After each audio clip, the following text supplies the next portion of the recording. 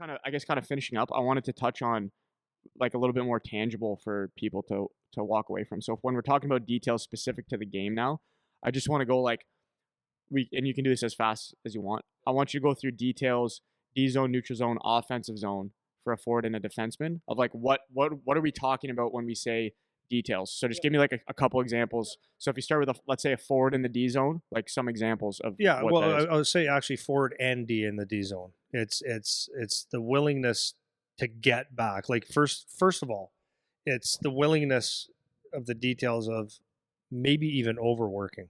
You know, sometimes you hear you over back checked, but that's not a bad thing necessarily. Well, it's better than the other way. That's what I mean. Yeah. So let's just say you're trying out for a team where you're trying to make impressions and stuff like that.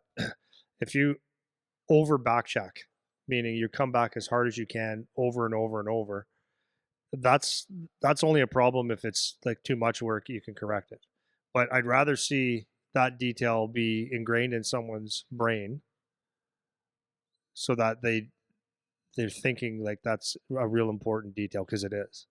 And a lot of times that gets lost. Guys can take the easy way out or just don't think that or they can kind of bullshit and say, "Oh, I did work hard." So like that would be one. You can fix the kid that over back checks or comes back way too hard because you could start teaching them when and where and routes and stuff like that, right? And then the forward and D in the D zone, it's just like learning a couple things. It's learning to pounce on those loose pucks, like be very, very aggressive and like be first. And when you're young, if you do it right or wrong, that's not the important thing. The important thing is that you're doing it, right? That you're paying attention. The other thing on that would be not cheating your D zone. So you're not blowing the zone looking for the goal necessarily or the long bomb pass. You're looking at making the like maybe not even I'm not going to say the hard play, but the play that needs to be happen. Like first things first, and I think that's important. And then the other thing would be in the willing to like it's not I don't know how to really say it. Like it's be willing to be able to get in front of a shot. That's important. It's not necessarily important that you block it when you're 7 or 12, but the willingness to get in those shot lanes and learn it, but be willing to get there and get there quick. And then don't quit in the D zone. That's just another detail that might seem pretty simple, but how many times do you see someone going to the net and the body language on guys are like, we'll just see if the goalie stops it. But just getting that detail of like finish it, like go play that play till the end. You don't know if he bobbles it or if you can catch him. So in the D zone, that's what I would say. Mm-hmm. When other well, I guess when other team. Well, let's just go to the neutral zone first. I'll circle back to that after. So neutral zone, same thing. Forward versus D. I don't know if there's a split or you want to do the same thing, both at the same time. But I think it's a little different. But it's a little different. Like, I mean, part of it, like I was gonna say, like you got to learn the game a little bit. But let's just say in the neutral zone that you learn how to build speed, like going offensively. You learn how to build speed. You learn how to slash for pucks, not just wait for pucks. Yeah. Learn how to get in those lanes, right? And for D as well, just learning proper gaps and little things like that, not to get too far ahead, not too far behind. Know when to jump into rushes. But from a defending standpoint is just the will to defend. Like I would say that more than anything, because like because I might sound like a cop-out, but it really isn't. It's just the will to defend. So I know a lot of young kids wouldn't even know what that means, like as far as systems go, but it's the will to maybe catch a guy in the neutral zone. That's to me is important because I know if the will's there to do the work, then the will probably be there to learn details as they get older. Yeah. Do you know what I mean? So like that's why a lot of times when people talk about I'll use an example. Okay, so there's a kid in the OHL that's very good, can skate, makes plays, blah blah blah blah, like really really really high end. At the same time, he has a lot of turnovers because sometimes he just tries to do too much, or I think sometimes maybe he's thinking ahead of other guys, which was a brain thing. Sometimes I think it could just be simpler. But for me, he battles. He has a skill, can skate. If he loses it, he tries to recover as hard as he can, but he makes mistakes doing it. So my question or my observation is at the next level, is it fixable? Is it? I think it is because they'll simplify his game, but the will to do the things are there. Yeah, Do you know what I mean? for sure. So Yeah, you already that's the see thing. So the if you see the indicators are there. yeah, Yeah. so if you see the will and the you got the talent and the will, then I think that anything is fixable. So like in any zone that you're playing, so we'll go to the offensive zone now. It's if you've never went to the net hard, if you're always waiting for the easy pass, that's something that you might want to look at. Like try getting to that net, um, try to bang in a rebound, try being first on the puck instead of second or third. Um, Defensemen, like sometimes it might be try pinching, sometimes it might be try um, holding the line. Sometimes it's maybe you're just playing too simply, just dump it in the corner. You're not thinking, you're not trying. So try doing the things like make efforts to make plays.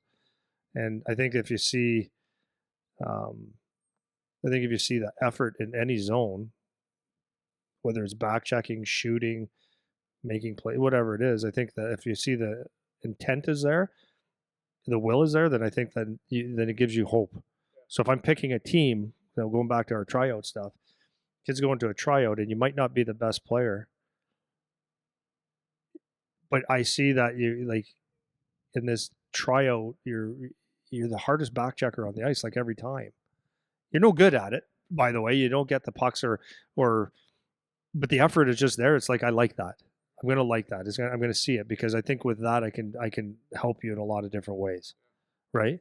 If I see on the forecheck that I see you have skill, but you don't want to do any of the hard work, then I think twice about you. But if you are doing the grindy work and the hard work, that's what's going to really stick out to me. And to go back to like for me to go back right to the beginning of our podcast today, it's the guys that I talked about today that sign their NHL contracts. They do all the details, the hard things, right? They're willing to sacrifice a hit to make a play. They're willing to hit. They're willing to fight. They're willing to go to the net. They're willing to win. Be a team guy. And most guys that sign obviously are like that. Yeah. I think for me, the hard part about this stuff too is because depending on who the audience is, like if you get real specific, they may or may not know what you're talking about. But I wanna just point out a couple of them that I think of when I think of this stuff. And if you don't know it, like this is good because it'll be the first time you heard it, and then you can go learn about it.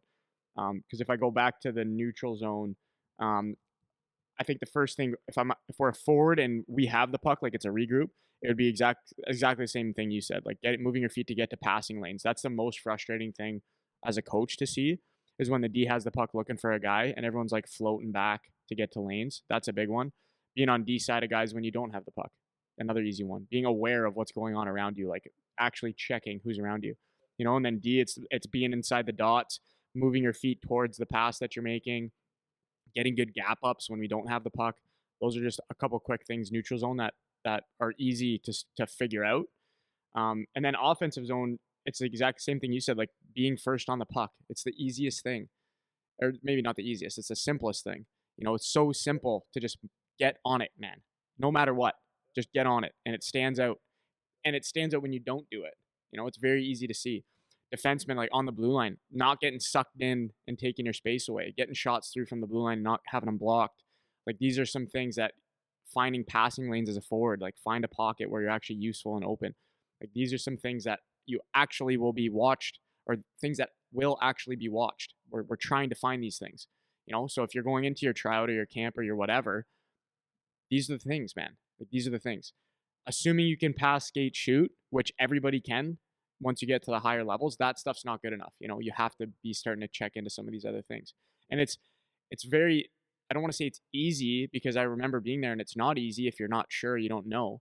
But if you start to do some of these things, the jump that you get on other guys is so obvious. It's just so noticeable by everyone that's watching. So if you care at all about that kind of stuff, which you should if you plan on playing at a higher level, then the sooner you start to pay attention to some of those things, and it doesn't have to be everything. It can just be a few things. Like you always say, find 3 things. It could be find 3 new things. 100%. Find 3 things that Could you be want to could be a improve. simple thing, like, you might not even be the biggest guy, you might be the biggest guy, but, like, you see a lot of guys along the wall, corners, neutral zone, D zone, whatever, along the wall, and they're fishing for pucks, or they're I don't wanna say tentative, but they're not aggressive. But maybe just try bullying your way through, kicking it with your skates and just hammering it through people. That gets noticed. You do that 3 times in a tryout, or in a game or whatever, it's like people go, "Okay, this kid's, like, got some jam to him." For sure. Yeah, and I think that's a good strategy. Like even going into a camp or tryout or whatever you're doing, if you have your strengths and you know your 3 things, make sure you're on top of those and showing those, and then pick 3 things that maybe you don't think about regularly that you can try to do to stand out that are extra. Okay, these are my 3 things that I know make me a good player. I'm going to focus on those. And then here's 3 new things that from listening to this podcast or wherever you get the information, I know would make me stand out. I'm going to try to do those 3 things and keep it simple. It doesn't have to be anything that's game changing. If you're not a end to end through everybody guy, that wouldn't be a good thing to pick.